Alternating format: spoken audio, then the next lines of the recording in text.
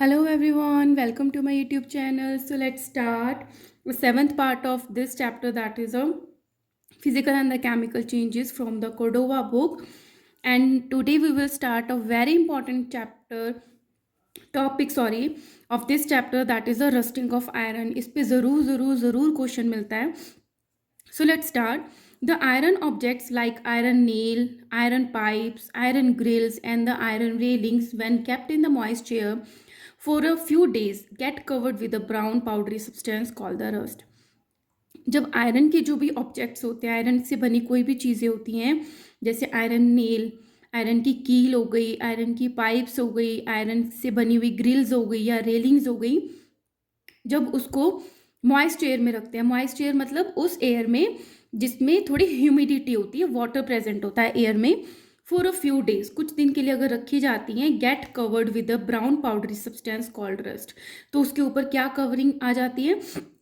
Rusting की एक layer आ जाती है जिसको बोलते हैं brown powdery substance called the rust. और उसको क्या बोलते हैं? रस्ट बोलते हैं उस ब्राउन पाउडरी सब्सटेंस को. एंड दिस प्रोसेस, तो इसका रस्टिंग का बनना, this process is called rusting of iron. तो उस प्रोसेस को क्या बोल देते हैं? रस्टिंग हो रही है आयरन की. The two conditions necessary for the rusting of iron. अब दो कंडीशन जरूरी हैं कि जब आयरन की रस्टिंग हो गई. Number one, presence of air. Air मतलब प्रेजेंस ऑफ ऑक्सीजन, एयर में ऑक्सीजन का प्रेजेंट होना जरूरी है.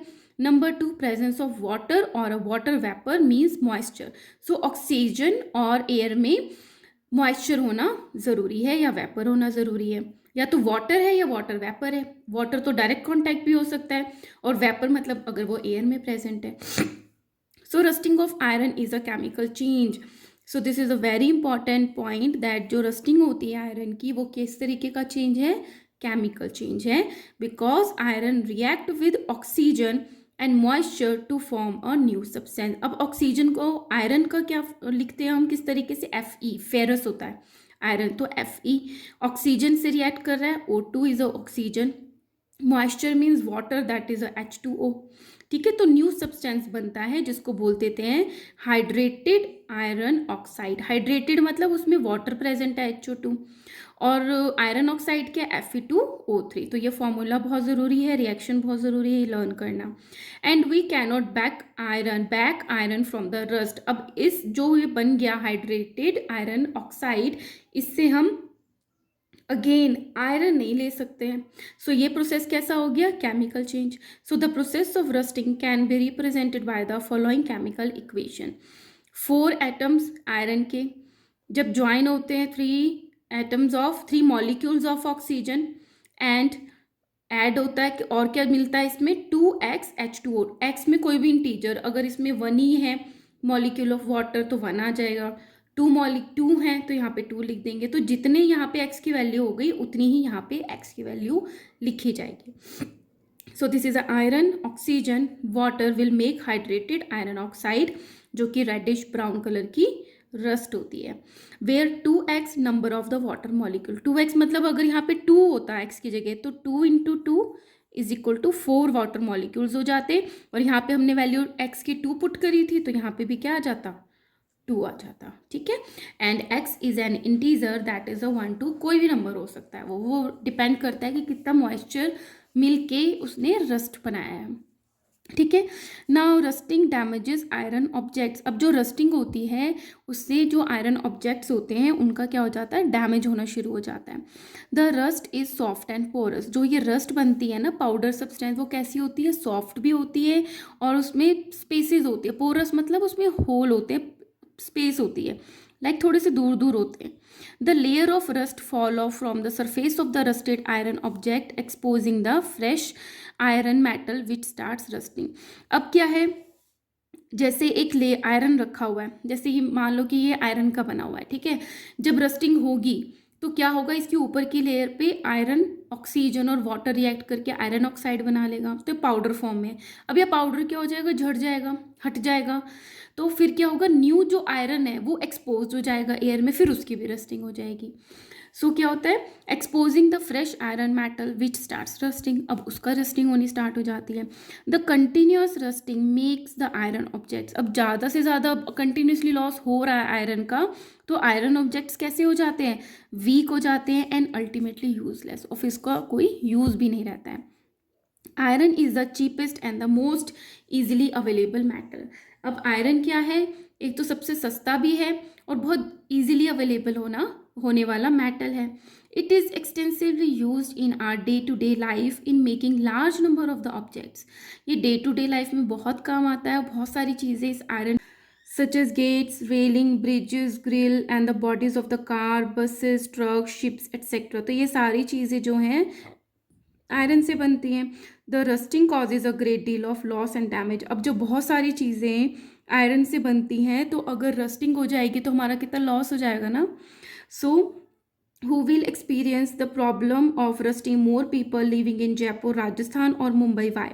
अब आप ये सोच के बताओ कि जो लोग जयपुर में रहते हैं राजस्थान में, उनको रस्टिंग की प्रॉब्लम ज़्यादा फेस करनी पड़ती होगी या जो मुंबई में रहते हैं। ऑब्वियसली जो मुंबई में रहते हैं, क्योंकि वहाँ पर क्या होती है, ह्यूमिडिटी ज़्यादा होती है ना, ह्यूमिड होता है वो, ह्यूमिडिटी ज़्यादा होती है। और जो जयपुर राजस्थान है वो कैसा है, ड्राई है और हॉट है, तो यहाँ पर क्या है, इतनी ह्यूमिडिटी नहीं है, तो रस्टिंग की प्रॉब्लम यहाँ पे कम फेस करनी पड़ेगी। Now do you know there is an iron pillar near the Qutub Minar in Delhi, तो यहाँ पे क्या है, एक आयरन पिलर है दिल्ली में। The pillar is almost 7 metre, that is 22 feet high and weight more than 6000 kg, एक जो पिलर है ये 7 मीटर्स हाइट का है और इसका वेट कितना है, 6000 kg है। It was built more than 1600 years ago, और ये कब बना था, 1600 ईयर्स अगो बना था। It has attracted the attention of both scientist and the tourist from all parts of the world, पूरे वर्ल्ड से जो भी टूरिस्ट आते हैं ये उनका एक देखने का अट्रैक्शन का प्लेस है, ठीक है। It displays the highest level of skill achieve by the ancient Indian iron Smiths in the metal technology. अब ये हाइएस्ट लेवल ऑफ स्किल क्यों बोलते हैं इसको, क्योंकि the pillar is made of 98% of wrought iron, पूरा ये 98% तो आयरन से बना है।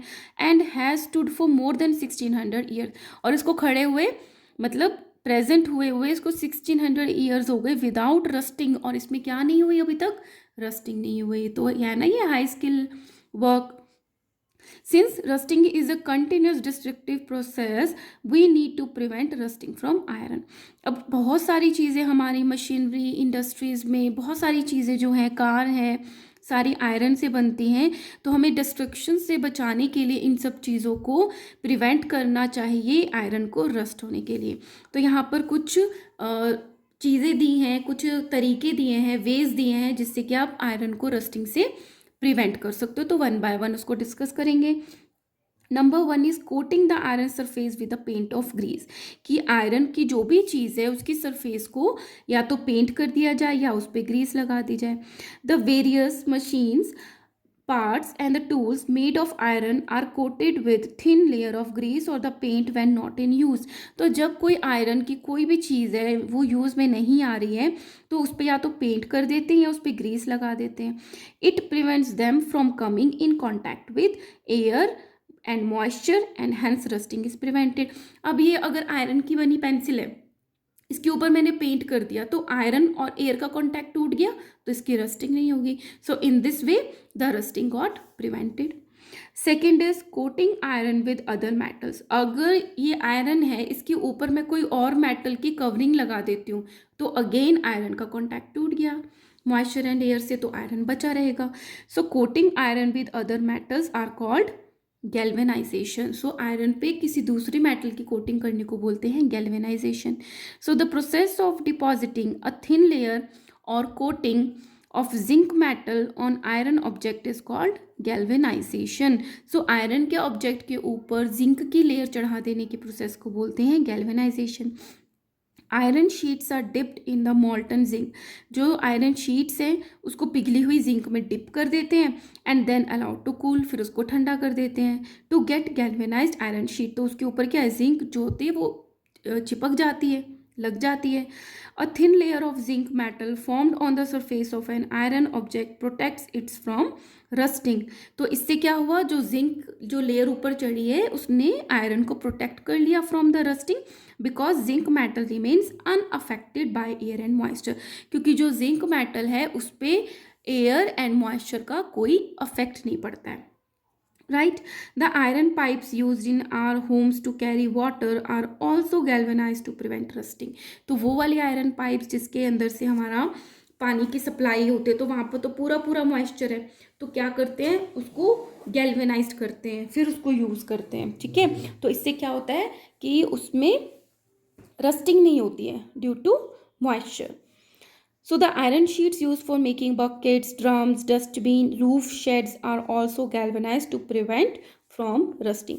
तो बाकी सारी चीज़ों को भी क्या कर देते हैं, गैल्वेनाइज कर देते हैं रस्टिंग से प्रिवेंट करने के लिए। Okay, now come to the third method to avoid rusting, that is by converting iron into stainless steel और एलॉइंग। एलॉइंग क्या होता है, जब एक या ज़्यादा किसी मेटल को या नॉन मेटल को किसी मेटल में ऐड किया जाता है, सो मेटल प्लस मेटल और नॉन मेटल, उसको बोल देते हैं एलॉय। या तो आयरन को स्टेनलेस स्टील में कन्वर्ट कर दो या आयरन का कोई एलॉय बना दो। So molten iron is mixed with fixed amount of carbon, manganese, chromium and nickel. This is important. जब पिघली हुई मोल्टन आयरन को मिक्स किया जाता है कुछ fix amount of carbon, manganese, chromium and निकल में, तो उससे क्या बन जाती है, स्टील बन जाती है। ठीक है, ऑन कूलिंग, जब इसको कूल किया जाता है, it forms an alloy called the stainless steel. तो क्या बन गया उसका, स्टेनलेस स्टील बन गया। अब आयरन ने तो अपनी प्रॉपर्टी खो दी, क्योंकि वो आयरन आयरन नहीं रहा पूरा पूरा ना, प्योर। कार्बन भी मिक्स हो गया, मैग्नीज भी, क्रोमियम भी, निकल भी। सो the stainless steel does not rust at all in moisture. अब ये जो स्टेनलेस स्टील है ये रस्टिंग नहीं होती। आपने देखा है हमारे मोस्टली जो किचन के बर्तन होते हैं वो स्टील से बनते हैं, तो उस पर तो जंग नहीं लगती है। So the stainless steel does not rust at all in moisture. Cooking utensils, knife, scissor and the surgical instruments are made up of surgical stainless steel. तो सारी चीज़ें ये जो है किससे बनाती हैं, स्टेनलेस स्टील से बनाते हैं। ठीक है, now come to the last topic of this chapter is a crystallization. Crystallization मतलब क्रिस्टल्स का बनाना।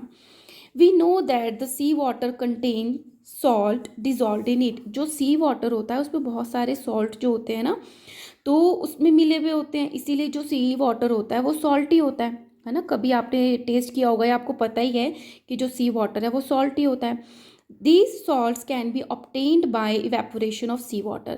अब जो सी वाटर है उसमें बहुत सारे सॉल्ट्स मिले हुए हैं। अब उसको हम अलग कैसे कर सकते हैं, क्या करेंगे, हम उसको बॉयल कर देंगे, इवेपोरेट कर देंगे, तो पानी तो उड़ जाएगा और सॉल्ट जो है वो बच जाएंगे। So this technique of separation is not good because salt obtain in this manner are not pure. अब तो सॉल्ट तो बहुत तरीके के हो सकते हैं कि वो मिक्सड हो, है ना, तो इस तरीके से कह रहे हैं कि this is not a good manner because इस तरीके से जो सॉल्ट मिलता है वो प्योर नहीं होता है, and their crystals are small. और इस तरीके से जो क्रिस्टल्स बनते हैं वो भी स्मॉल होते हैं। अब क्रिस्टल्स क्या होता है, crystal are the purest solid form of a substance. Crystal किसी भी सब्सटेंस की एक सॉलिड फॉर्म होती है with a definite geometrical shape, जिसकी एक फिक्स जियोमेट्रिकल शेप होती है। Many substances like sugar, urea, copper sulphate, alum and the table salt form crystal. तो ये सारी सब्सटेंसेस है जो कि किस फॉर्म में होते हैं, क्रिस्टल फॉर्म में होते हैं। कौन कौन से, sugar, urea, copper sulphate, alum and the table salt form crystals.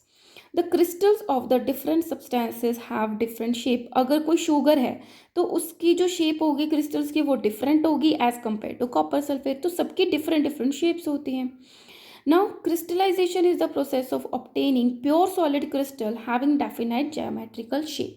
अब किसी भी कोई मिक्सचर है, कोई सॉल्यूशन है ना, या फिर कोई और फॉर्म है एक सब्सटेंस की, उससे क्रिस्टल्स को ऑब्टेन करना जो कि प्योर फॉर्म में हो और उसकी एक डेफिनाइट जो होती है वही ज्योमेट्रिकल शेप मिल जाए, तो उस प्रोसेस को क्या बोलते हैं, crystallisation. Crystallisation by obtaining crystals we are able to purify certain substances. तो क्रिस्टलाइजेशन से क्या करते हैं, हम कुछ सब्सटेंसेस को प्योर फॉर्म में ऑब्टेन कर सकते हैं। Let us obtain the crystal of copper sulphate in the following activity. अब एक एक्टिविटी पढ़ेंगे जिससे हम कॉपर सल्फेट की क्रिस्टल्स को ऑब्टेन करते हैं किस तरीके से in a pure form, and prove that it is a physical change, और ये प्रूव करेंगे कि ये फिजिकल चेंज है। फिजिकल चेंज क्या होता है? जब फिजिकल प्रॉपर्टीज़ में चेंज होता है, लाइक शेप, साइज और स्टेट, है ना। So let's start. To prepare crystals of copper sulphate by the process of crystallisation, process से करेंगे। To show that the crystallisation is a physical change, तो ये सारी चीज़ें हम इसमें देखेंगे। Things needed: a beaker, dilute sulfuric acid, a tripod stand, a Bunsen burner, a china dish, stirrer, filter paper and the copper sulfate powder। एक beaker लिया है। डाइल्यूट सल्फ्यूरिक एसिड क्या होता है? H2SO4, H2SO4। अ ट्राईपोड स्टैंड, उस पर रखने के लिए। अ बंसन बर्नर, हमें आग जलाने के लिए, हीट देने के लिए। एक चाइना की dish.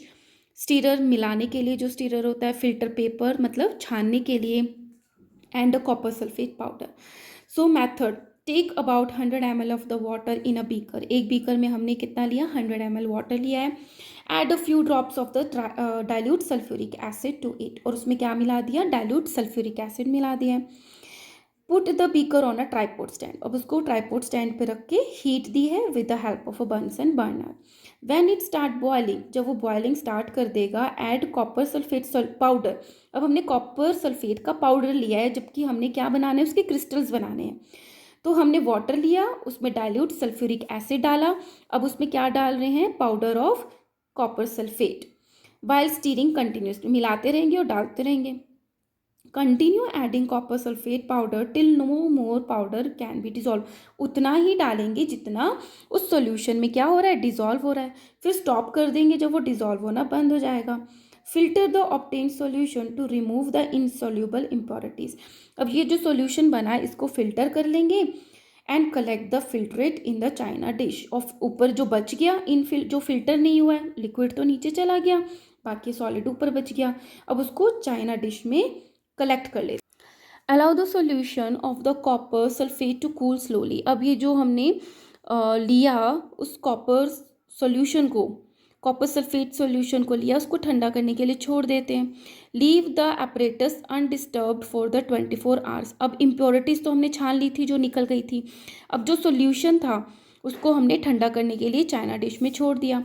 Observation: you observe blue crystals of copper sulphate in a China dish, तो आप देखोगे उस चाइना डिश में क्या बन गए? कॉपर सल्फेट के ब्लू कलर के क्रिस्टल्स बन गए। After 24 hours separate the copper sulphate crystals from the solution by decantation, अगर नीचे कुछ बच गया तो डीकैनेशन से हम उसको सेपरेट कर लेते हैं। And dry the crystals by keeping them between the filter paper, और फिल्टर पेपर में उनको रख के, फिल्टर पेपर क्या है? एब्जॉर्ब कर लेता है लिक्विड को, है ना, तो उसके बीच में रख के उसको ड्राई कर लेते हैं। You obtain the pure large crystals of copper sulphate by the process of crystallisation, इस तरीके से आप प्योर फॉर्म को ऑब्टेन करते हो by the process of crystallisation. Since no new substances form, हमने क्या डाला था? कॉपर सल्फेट का पाउडर ही डाला था, और मिला भी क्या है? कॉपर सल्फेट का क्रिस्टल, कोई नया सब्सटेंस तो नहीं बना है। So crystallization is an example of physical change, तो क्रिस्टलाइजेशन किस तरीके का एग्जाम्पल है? फिजिकल चेंज का। Now conclusion: pure crystals of the copper sulphate are obtained by crystallization which is a physical change, तो हमने ये एक्सप्लेन कर दिया एक्टिविटी से कि जो क्रिस्टलाइजेशन है, जो प्योर क्रिस्टल्स हैं कॉपर सल्फेट के, वो क्रिस्टलाइजेशन मेथड से ऑब्टेन्ड हुए हैं, और ये क्या है? एक फिजिकल change है। So here our sixth chapter is also completed. Again I am so happy. If you like my videos, please like, share and subscribe. If